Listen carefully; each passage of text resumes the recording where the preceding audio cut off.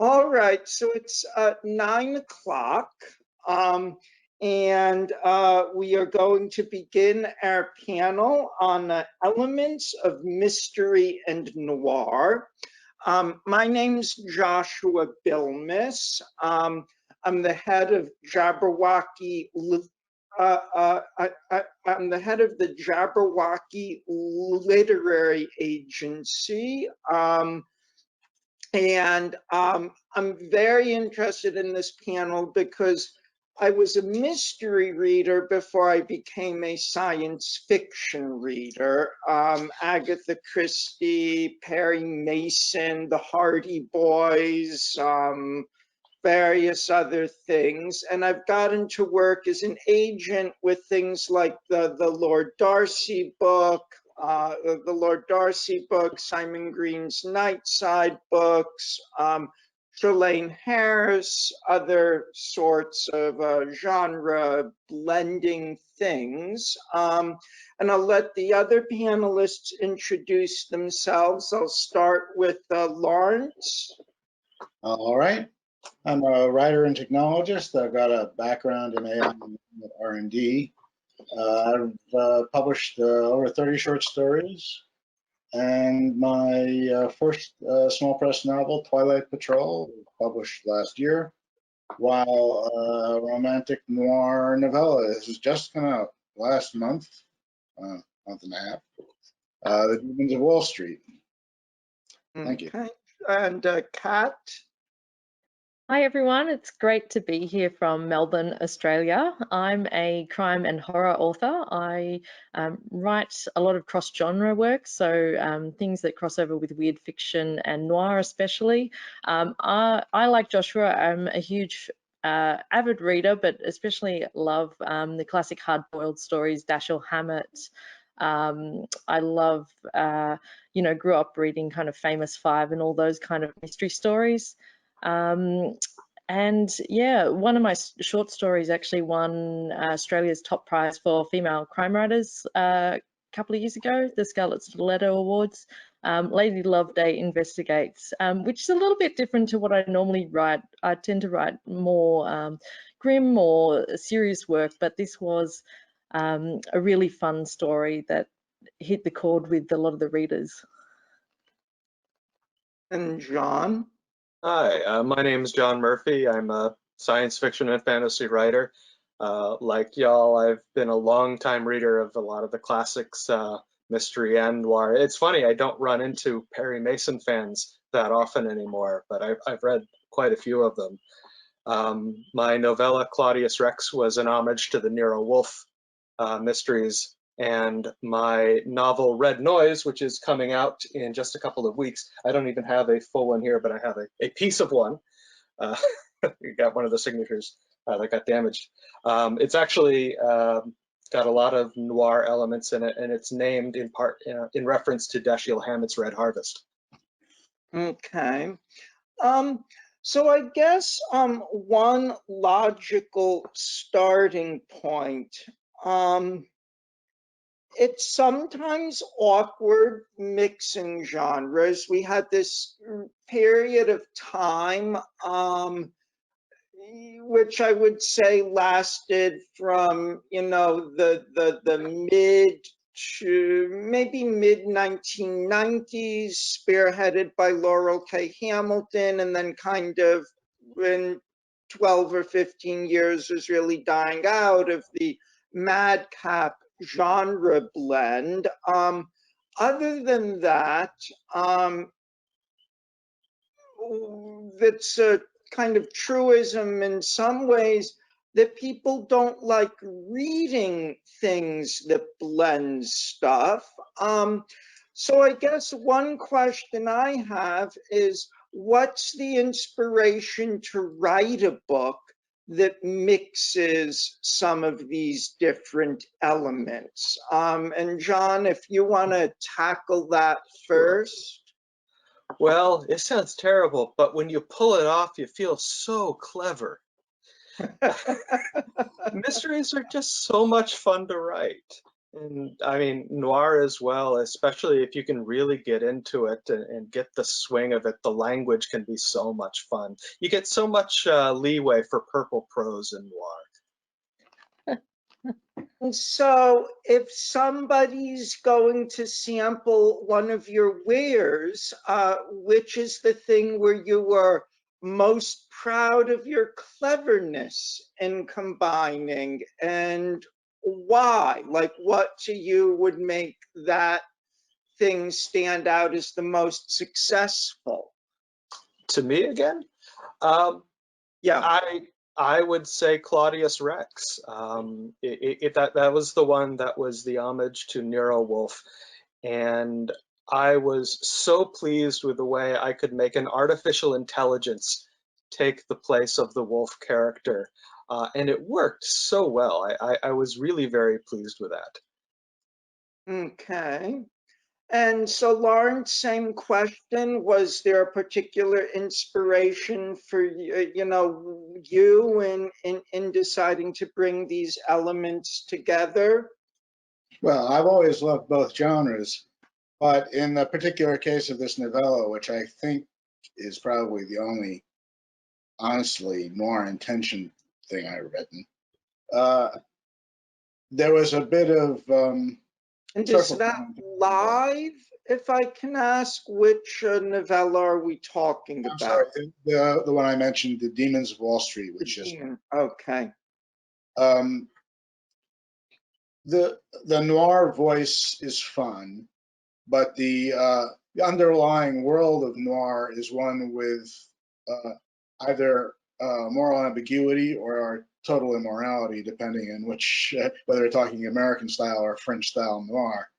And talking about the demons of Wall Street, you know, the question is who's worse, the banker magicians who summon demons or the demons themselves, and that blending of elements seems to me to combine aspects of conventional urban fantasy with noir mystery.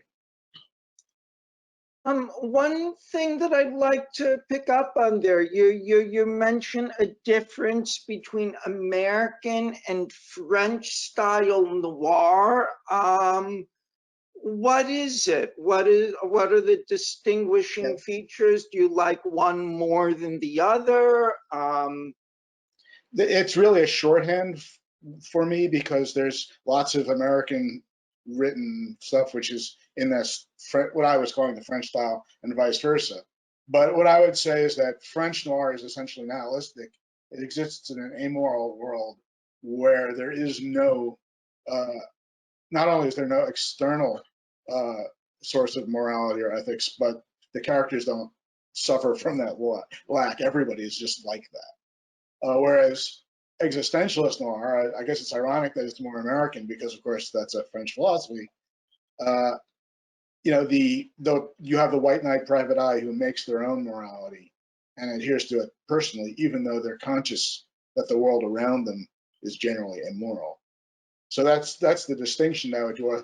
You know, there's connections to other types of literature in both areas, like things coming out of Grand Guignol, that kind of thing. But I guess the core distinction is whether the main character really feels like they're trying to do good, at least. Okay. And Kat, what's your inspiration for deciding to blend the noir and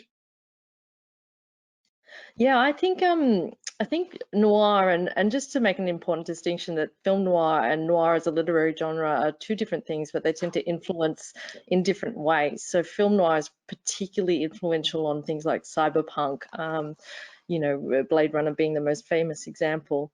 For me, noir provides a framework for me to work, like you said, Lawrence, in the morally grey quandaries and to look at stories that both are kind of compelling immediately because you've got a mystery or some sort of moral issue to solve. And immediately you have this kind of story arc that you can examine, both kind of in terms of the character's internal conflict and also, you know, exciting things happen. Like, isn't it Dashiell's Hammet's advice to send in a man with a gun whenever you can't think of what to do next?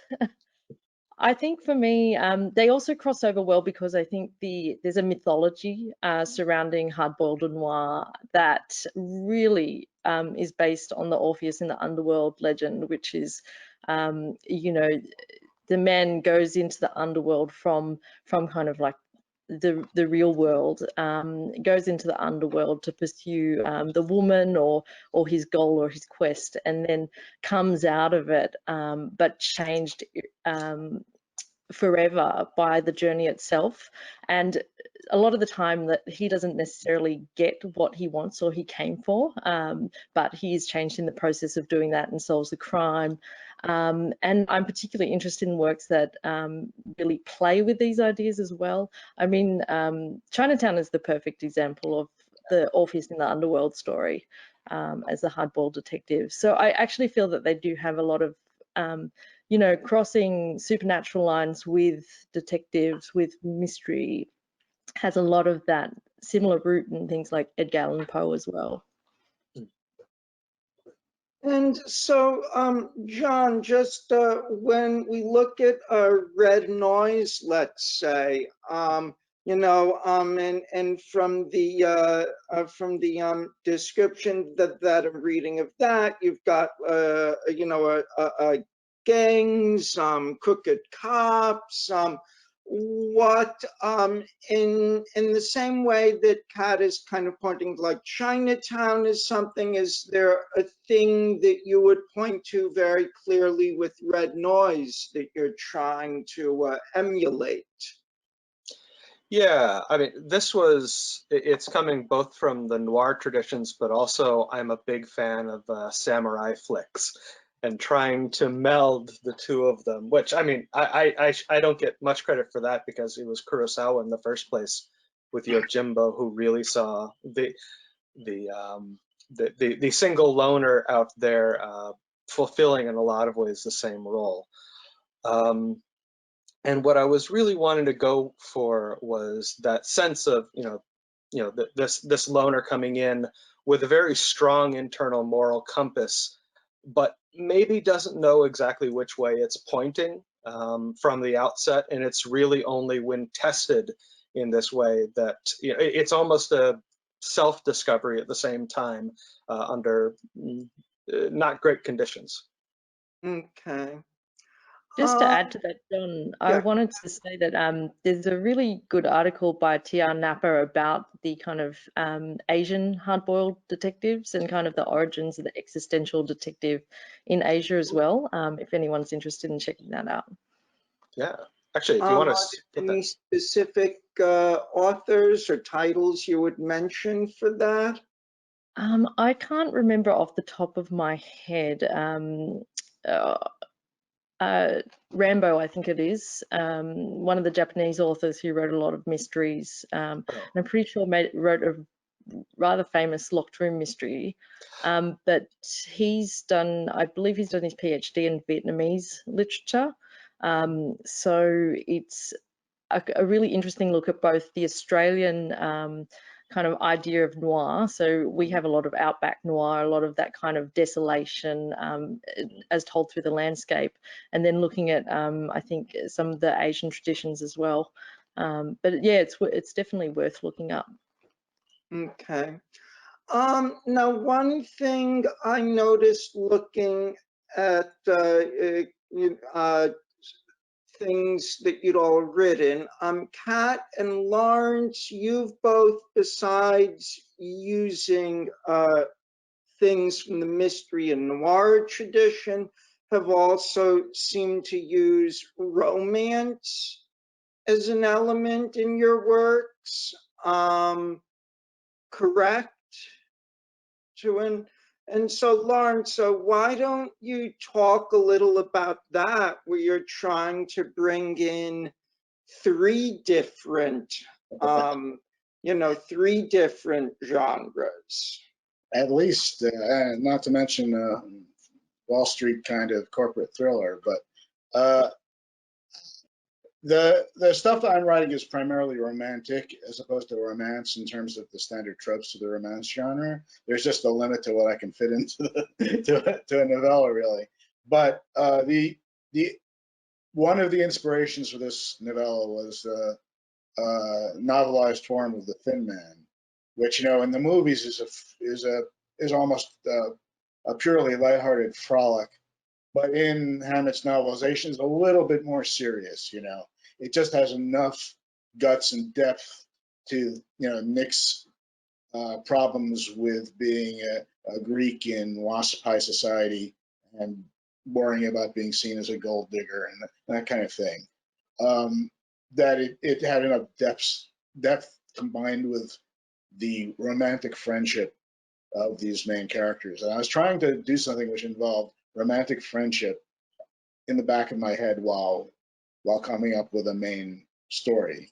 So the elements may or may not be in complete accord because you know, it's not always easy to fit dark and light as opposed to a blending of gray.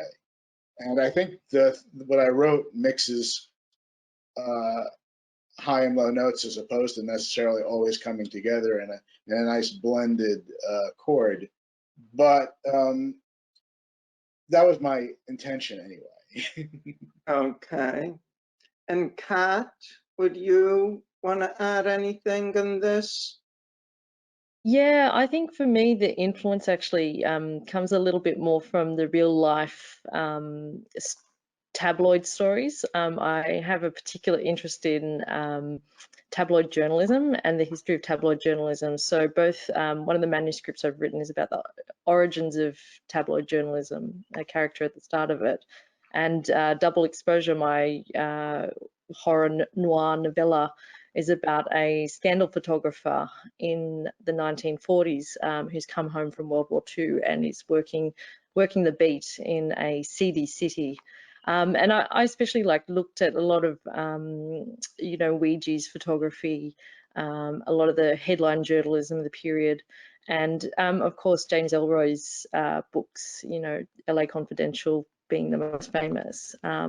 But I find those kind of characters interesting because as investigators, journalists have a little bit more leeway to act outside the law.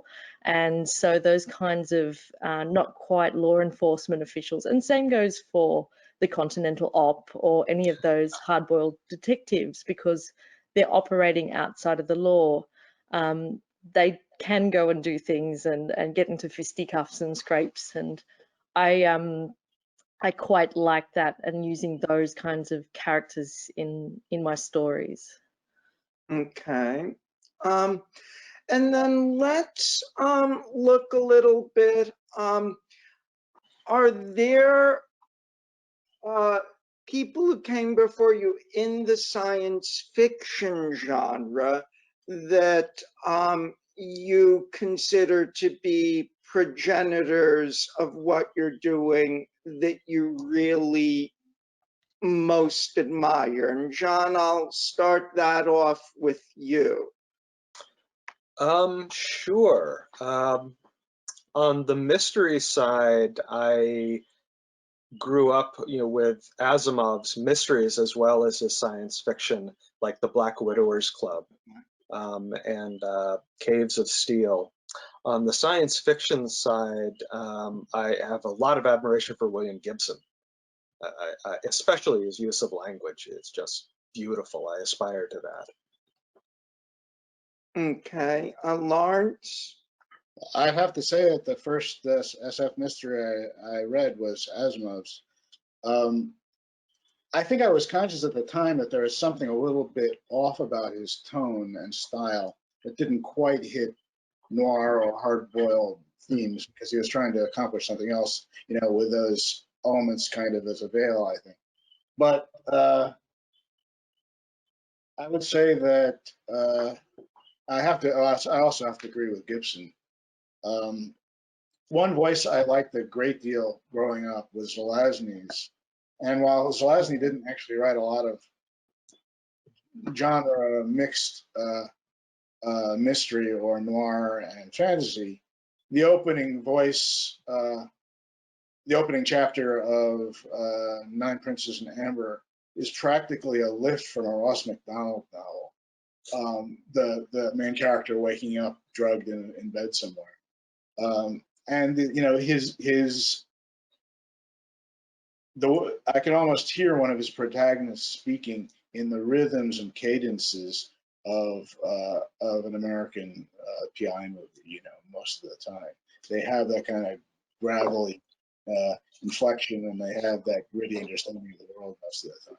So that I would say that Zelazny, more than anyone else, it was an inspiration for the kind of writing that I aspire to do.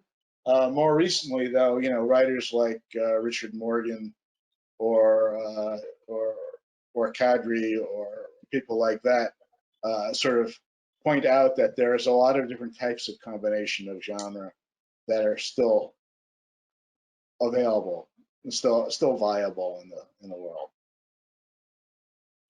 Kat?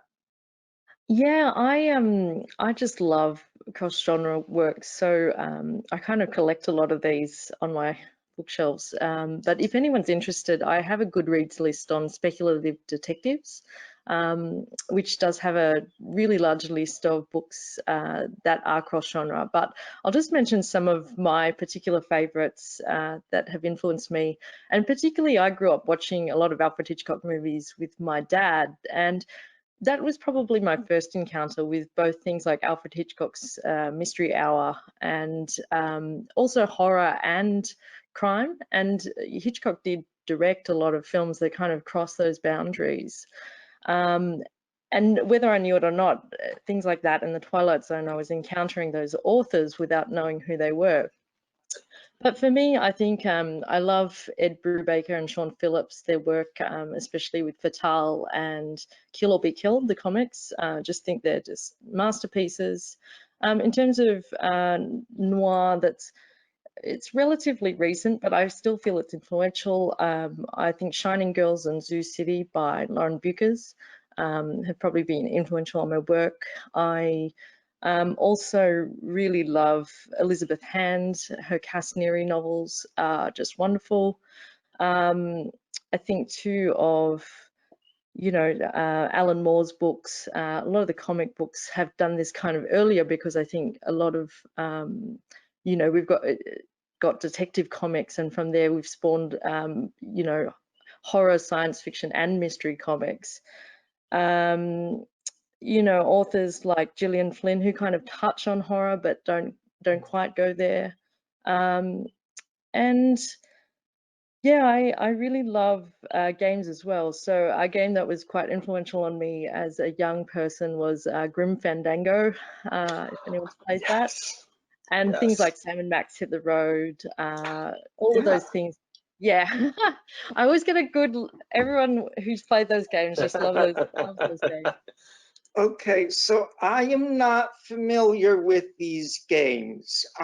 Grim Fandango? Yeah. What is a Grim Fandango? So it's a hard-boiled noir set in the land of the dead. So Manny Calveras is a skeleton who has to investigate essentially fraud for people going to heaven. So he cottons onto this kind of big mystery in the effort to rescue a good person from, you know, going the wrong way. And yeah, it is, and I think it's got a beautiful aesthetic to it that I think people still reference and still talk about as quite an influential game. Yeah.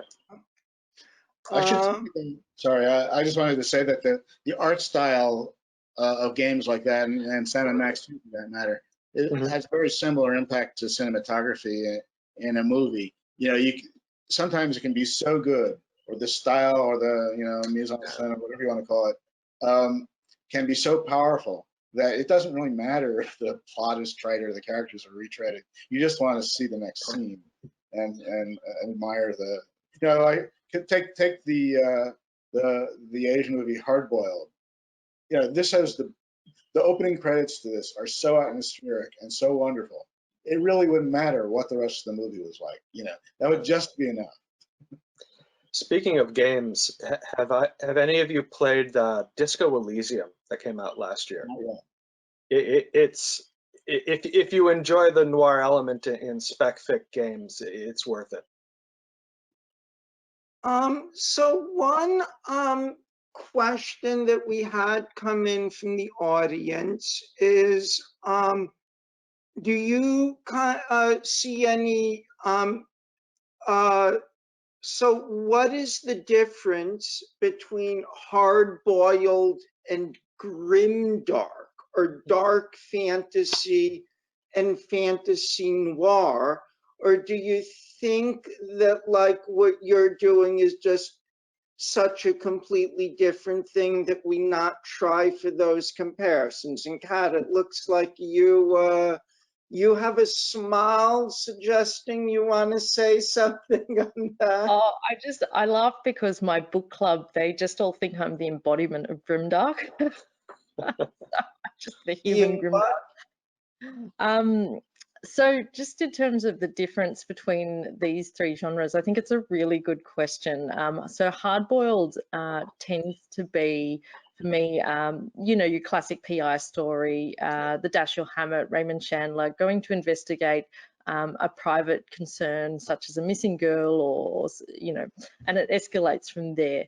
But I think what differentiates hard-boiled from noir is the ending, and noir certainly can be something like, it doesn't necessarily have to involve an investigator, but it can be about an ironic character change.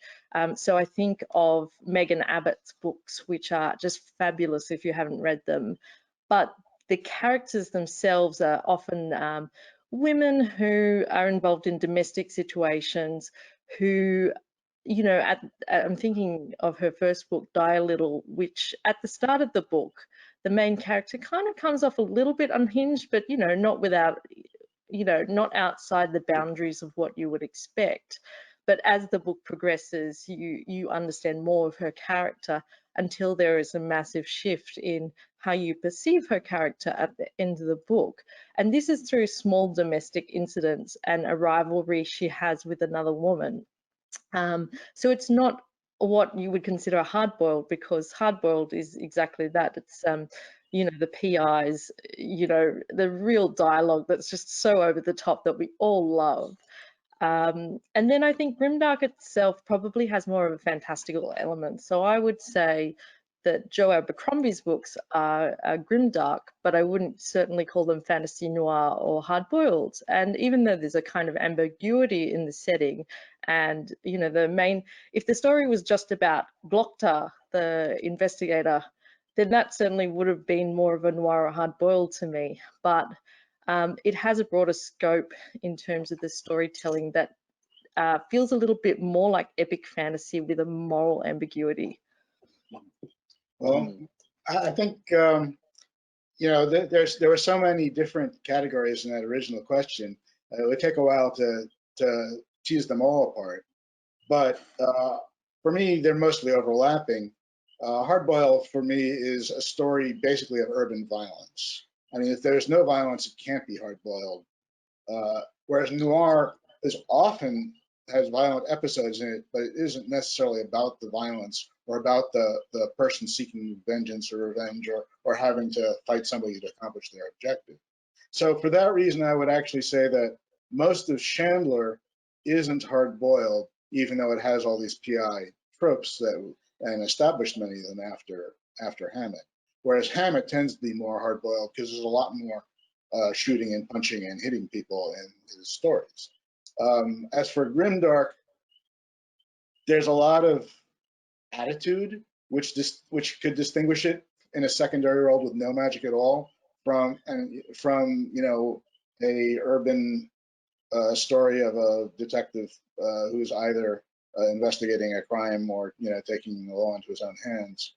I'm not sure that there is a clear or logical distinction there, but I think that dark fantasy, however, almost has nothing to do with the other categories. Okay, and I think that brings up kind of a a related question from my end. None of you have really spoken about the things like, the Laurel Hamilton, the Alana Andrews, the Charlaine Harris, the Tanya Huff, that whole scene of blending mysteries and fantasy and romance. And so why is that? John? Well, to be honest, I'm not as big a reader in that area. So Okay. I'm really not an expert in it. Okay, anyone else?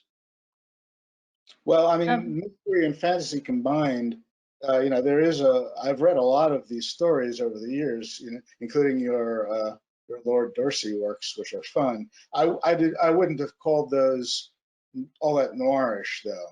I mean, they're not twee polar fantasies, but they're also not sort of exploring the world of lost morality or a hero's journey or through the underworld. A couple of the writers you mentioned I haven't read. A couple that I would mention recently that combine these elements are, I mean, Richard Kadrey, for example, in the Sandman Slim series, it's a gonzo, hard-boiled fantasy with noir elements. And at times it seems like he almost wants to take one of his stories into being conventional noir, but is having too much fun with the fantasy parts and too much fun with the over-the-top social commentary to quite be able to get into that at least mock realistic mode. Yeah, I have to say that a couple of those writers I haven't yet encountered. Okay. I've read a little bit of, so I've read quite a few Charlaine Harris books and really enjoyed them. And, Kerry Arthur's an Australian author who does a similar thing with mysteries and romance. I really enjoy this genre, but I think for me, it's something I read for fun, when I need a break from kind of the grey morality stuff. So my tastes tend to end up favouring the things that are trying to really say kind of big picture things about, our moral choices, the existential dilemmas, that kind of thing. But it's not to devalue these books, because I certainly think, they're very enjoyable and very readable. And I especially loved like the world of Sookie Stackhouse, in the sense that she has all these vampires with the different agendas living in New Orleans, and that the Southern Gothic stuff is actually really interesting in terms of how that can be combined in mystery, because it is very atmospheric, and it is an aesthetic in itself, which is really compelling. Yeah, I wouldn't want to say a single bad word about anything that combines lighthearted elements with mystery, or lighthearted elements with the tropes of noir or hardboiled, or combines romantic or actual straight up romance tropes for that matter. It's just that there's only a certain number of things that I can read and write at any given moment. One really interesting question, I think, which has come in from the audience, and I'll start with you, John, because you're the one who I think brought the word clever into the discussion. So the question is, how do you tell the line between fitting into the noir genre and being over the top into cliche parody? Or to look at it another way, between being clever and too clever. So how do you try and juggle that line? Oh gosh, I like to think that I pulled this off. I think really it comes down to treating the characters on their own terms. I think when it's easy to go wrong when you're really just going with the flow of the whole genre, rather than focusing on what your character actually needs and actually wants. You can set up the set pieces in such a way that they're going to want mostly the things that you want. But if you're paying attention to how real humans react in different varieties, it's easier to keep from going over the top, I think. Anyone else? I do think there's a question of immersion in the category and in the setting and the world and the characters you're creating. If you care about them, as opposed to manipulating them with a kind of a snide distance, you're less likely to fall into accidental parody or to produce an effect which seems superficial to the reader. But really, there's a great deal of nuance. It's very easy, I think, to accidentally go over the top, to put in one too transparent a trope, or blatant a trope rather, and to sort of breach the sense that something realistic is actually happening. Yeah, it occurred to me while you were talking that one book that I thought actually did it really well that could have gone badly was The Imaginary Corpse by Tyler Hayes, in which the noir hero is a plush stuffed triceratops in the land of imaginary friends. And there are so many ways that could have gone wrong, but I think because of focusing on the characters and their motivations, I think he really pulled it off. I've heard a lot of good things about that book. I've been meaning to read it. For me, I think too, remembering that, especially if you're writing noir or hard-boiled, it's important to have a wicked sense of humor about it. Like, even if it is dark and goes to the deepest depths of man's soul, I mean, there's still going to be sassy retorts and witty comebacks. I mean, I think of my favorite noir script of all time, which is The Sweet Smell of Success. And it's got lines like, if you were a cookie, you'd be arsenic.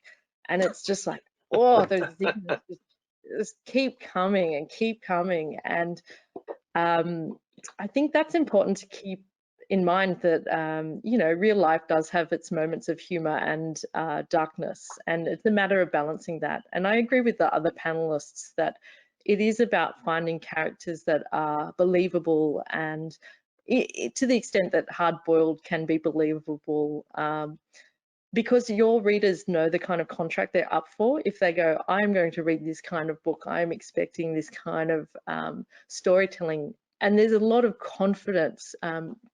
I often say you have to have swagger to write noir. You need to walk into the room and you own it.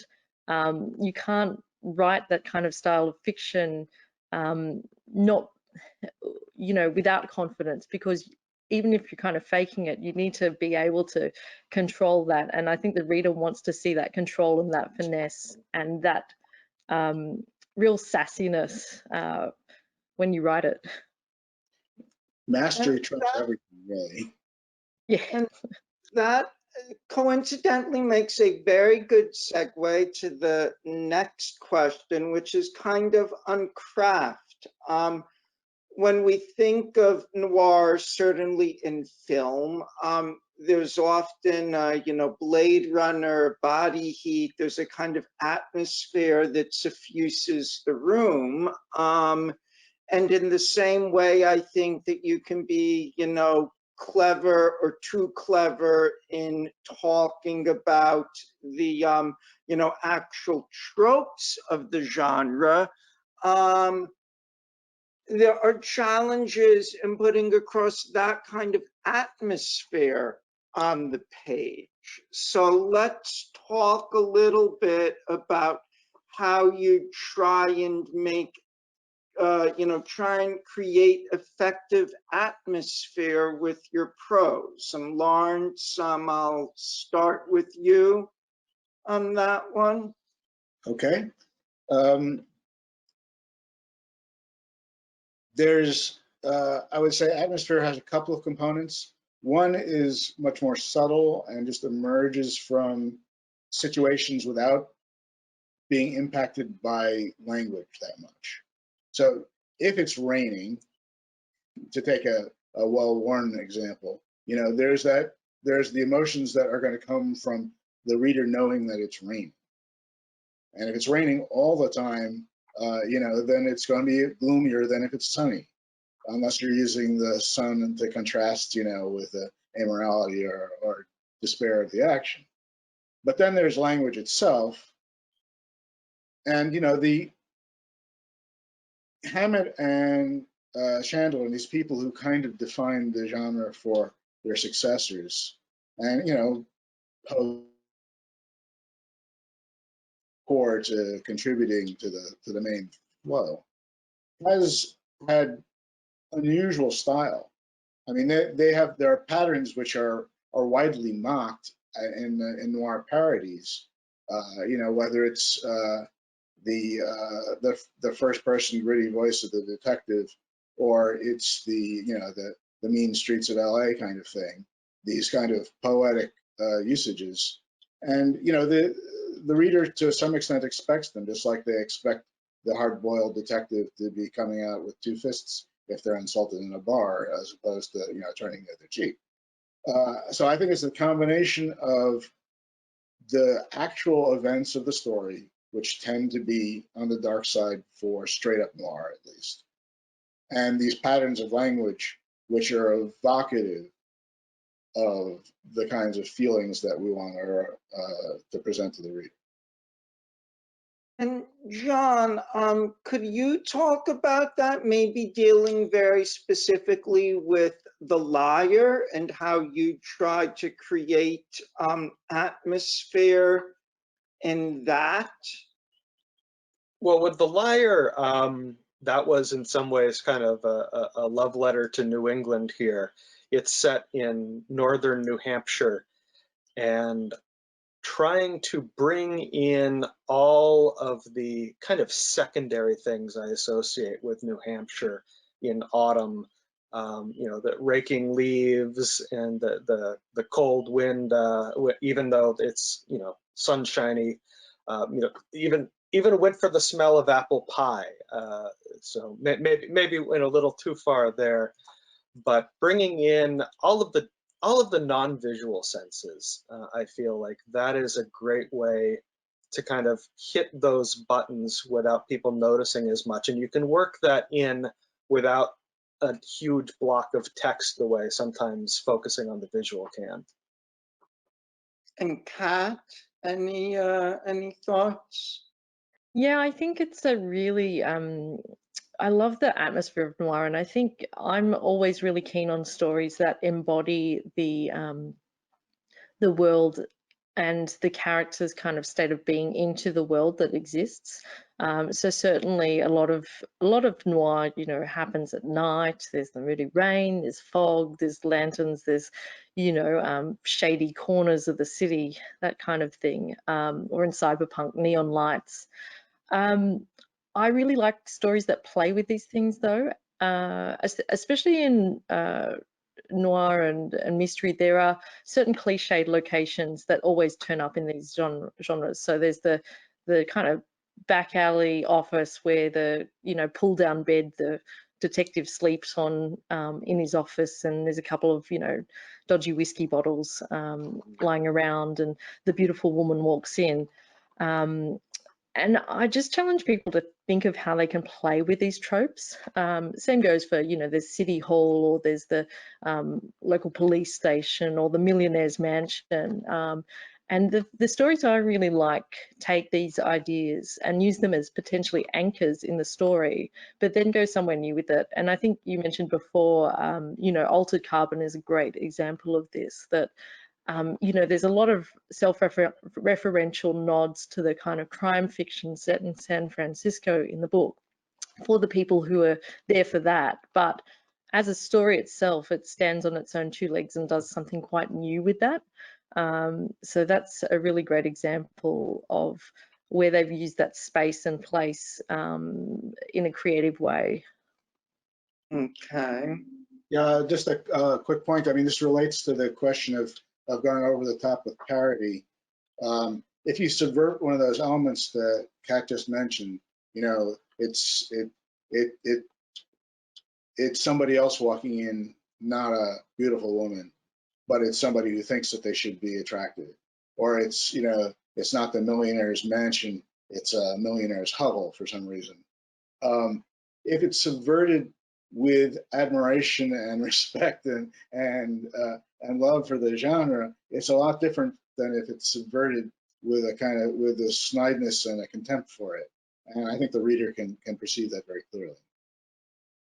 And just to add to that, I'm tying sorry. together a couple questions that I've gotten from, one person is asking how has noir evolved since the days of Chandler. Somebody else was asking, so how do you do this without kind of falling into the some of the sexism or other stereotypes that we had from really old noir. And Lawrence, I see you shaking your head, so you want to... I think it's self-awareness. Addressing the second question, how do you avoid stereotypes, retrogressive attitudes, bigotry, and so on? I think self-awareness is everything, and a willingness to accept the kind of criticism from your readers who tell you that you're doing something problematic. Once you develop the kind of arrogance that says, I know what is best here because I am the master of my culture, you've fallen away from anything that can be appealing to people who are not just like you anymore. As far as techniques for presenting them, with respect to sexism, consider what gender bending would mean in a given situation, and consider that it might be desirable. Same for every other type of pattern of culture, of bigoted assumptions, of implicit racism. All these types of things require you to understand what's going on, or at least make the effort to understand. Anyone else want to tackle that one? I think just to add to that, I think read women. I read widely. There's a lot of female noir writers out there. Where we are a rare bunch, but we are accessible. Certainly, even if it's not cross-genre, certainly read people like Elizabeth Hand, like Megan Abbott, Gillian Flynn, going back to Daphne du Maurier, so atmospheric. Dorothy Hughes. And also too, I mean, you are welcome to be involved in things like Sisters in Crime, even if you're not a woman or don't identify as a woman.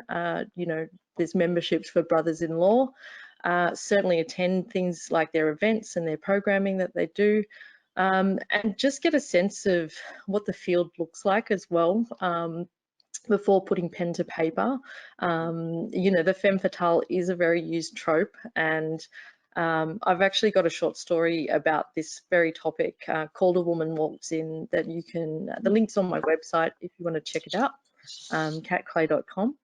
But it breaks down a lot of these tropes and expectations of what women do in noir stories and in film noir. And John, I would, your head. yeah, gosh, that was all really good points. I would just add, get to the point where you can recognize these problems in the works that you love, because these problems are there. And if you are ignoring it in someone else's work, you're not going to catch it in your own. Okay. Okay, and we're, heading to the, last couple minutes here. So I'll just, John, if you want to start with any, final thought that you wish we'd covered or something, and then I'll ask the other two people as well before we have to sign off. Oh, gosh. I think the big point is that we tend to think of noir as being like 1950s, 1940s, but it's alive and well today. People are still writing it, and it's really good. Kat? Yeah, I second that. I just think that it is a ever-changing genre, and it's actually had quite a resurgence. So I still feel like, even though sometimes it's hard to sell cross-genre works, if you nail it and you hit it out of the park, these are some amazing books that we've got out of cross-genre works. So just keep doing what you love. Okay, and Lawrence? Totally agree there. there's an awful lot of stuff which is just coming out or has come out recently, which is really good. I mean, for example, Dave Hutchinson's books. I mentioned Kadri already, Richard Morgan. And there's also stuff which is adjacent, so you might, I don't know if I say Kerry Greenwood is strictly speaking noir, but it's, the noirish mystery with a lot of fun to it and romantic elements. And, if you're not going to go a little bit out of your way at times, the writing is going to become hackneyed inevitably. Well, great. We're out of time. It's 9:50. I'd like to thank all of you for a really great panel. Judging by the chat, there were a lot of good, helpful, people seem to be getting a lot out of it. I did, so thank you very much. Thanks. And thank you very much for managing this panel. Great questions. And it was a pleasure meeting you all. Yeah, Yep, I had a and great the time. same. Thank Thanks, you, everybody. Good night.